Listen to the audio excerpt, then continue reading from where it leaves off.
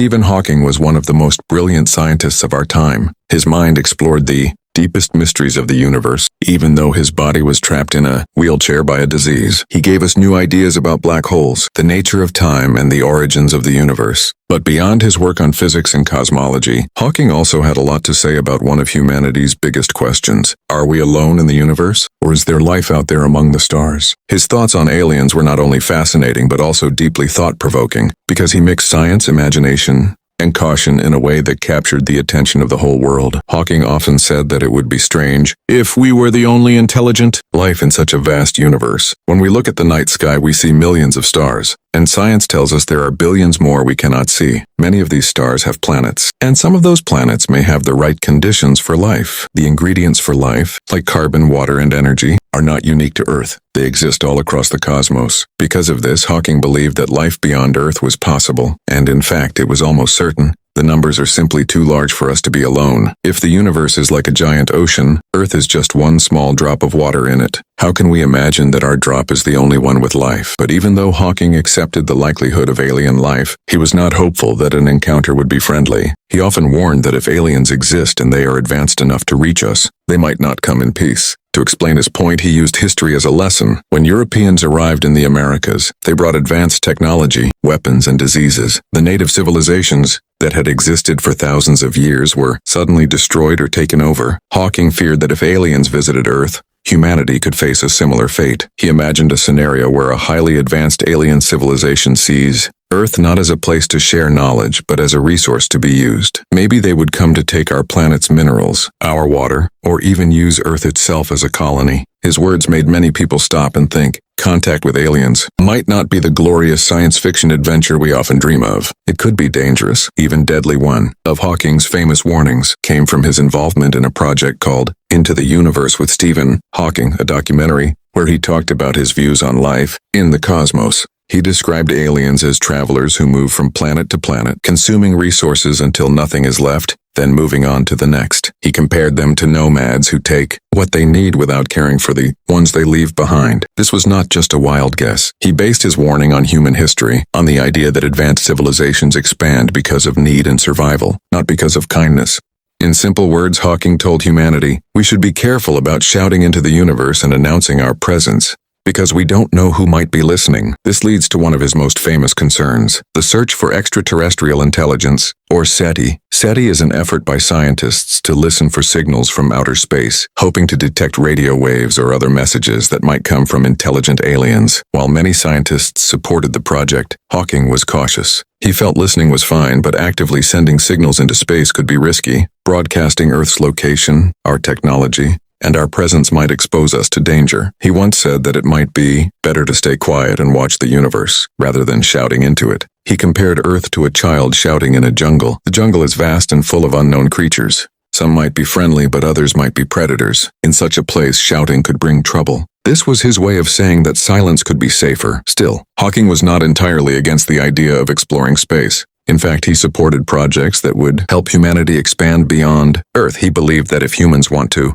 survive for thousands of years into the future, we must eventually spread out into space. He thought Earth is vulnerable to disasters, asteroids, climate change, nuclear war, or diseases. Having colonies on other planets or moons could give us a backup plan, and while he warned against meeting aliens too soon, he still encouraged the exploration of space with caution. He was part of a project called Breakthrough Starshot, which aimed to send tiny spacecraft to the nearest star system, Alpha Centauri. These spacecraft would be the size of computer chips, pushed by powerful laser beams from Earth, traveling faster than anything humans had ever built. They would not carry humans, but they could send back pictures and information. This was Hawking's way of balancing curiosity with caution. He wanted us to learn more about the universe, but without exposing ourselves to too much risk. Hawking's warnings about aliens also connect to a big mystery in science, the Fermi paradox. This paradox asks a simple question. If the universe is so big and life is likely to exist, why haven't we seen any clear signs of aliens yet? Why is the sky so silent? Hawking didn't have a final answer, but his ideas gave weight to one possibility. Maybe intelligent civilizations stay quiet on purpose. Maybe they know it is dangerous to reveal themselves. Or perhaps the civilizations that make themselves too loud are quickly destroyed, either by their own mistakes or by others. In this way, Hawking's warnings fit into a bigger story about survival and wisdom in the universe. What made Hawking's words so powerful was not just the science behind them, but the way he spoke to ordinary people. He didn't try to make aliens sound like movie monsters, nor did he claim to know the truth. Instead, he gave us a balanced picture. Yes, life is likely out there, but no, it may not be what we hope for. He reminded us that the unknown is both exciting and dangerous. This balance captured the imagination of millions. News outlets quoted him. Documentaries spread his warnings and debates began. Some people agreed with him and said we should be silent. Others said that progress requires risk and that hiding forever would hold us back. But no matter which side people were on, they paid attention. Hawking made the question of aliens feel urgent and real. Beyond science and caution, there was also a philosophical side to Hawking's thoughts. If aliens exist, what does that mean for humanity? Does it mean we are not special, just one of many intelligent species in the cosmos? Or does it mean we should be humble, knowing that others might be far more advanced than us? Hawking often spoke about the fragility of human life, about how small we are compared to the vastness of space. Thinking about aliens was part of this humility.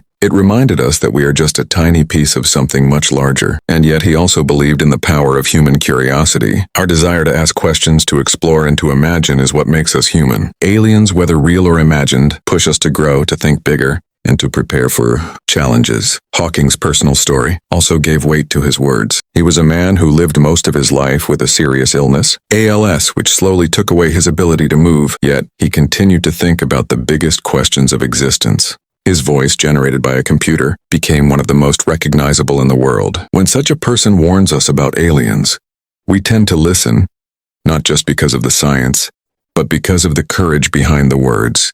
He showed us that even in weakness, the mind can travel to the edges of the universe. And when that mind tells us to be careful, it carries a deep sense of wisdom. So what is the lesson we can take from Stephen Hawking's thoughts on aliens? First, that we are probably not alone. The universe is simply too vast, too rich with planets and stars, for Earth to be the only home of life. Second, that meeting aliens may not be safe. History teaches us that when civilizations with unequal power meet, the weaker one often suffers. Third, that curiosity and caution must go hand in hand. We should explore, but carefully. We should dream, but wisely. Hawking gave us both hope and warning, a combination that keeps us grounded while we look to the stars. In the end, Hawking's thoughts on aliens are less about them and more about us. They ask us to think about how we act as a species. Are we wise enough to survive? Are we ready to face challenges beyond Earth? Or will we repeat the mistakes of the past on a cosmic scale? These are questions we cannot yet answer, but they are questions worth asking. And perhaps that is Hawking's greatest gift to us. Not the answers, but the courage to keep asking. When you hear his words today, they still feel alive, still relevant. The universe remains silent, but the mystery is still there. Maybe one day we will find life beyond Earth. Maybe it will be microbes under the ice of a moon. Maybe it will be signals from a distant star. Or maybe one day ships will appear in the sky. If that happens, Hawking's voice will echo in our minds. Be careful. Be wise. Curiosity is beautiful, but survival is more important. Until then, we can look at the stars with wonder, carrying both hope and caution, just as Stephen Hawking taught us.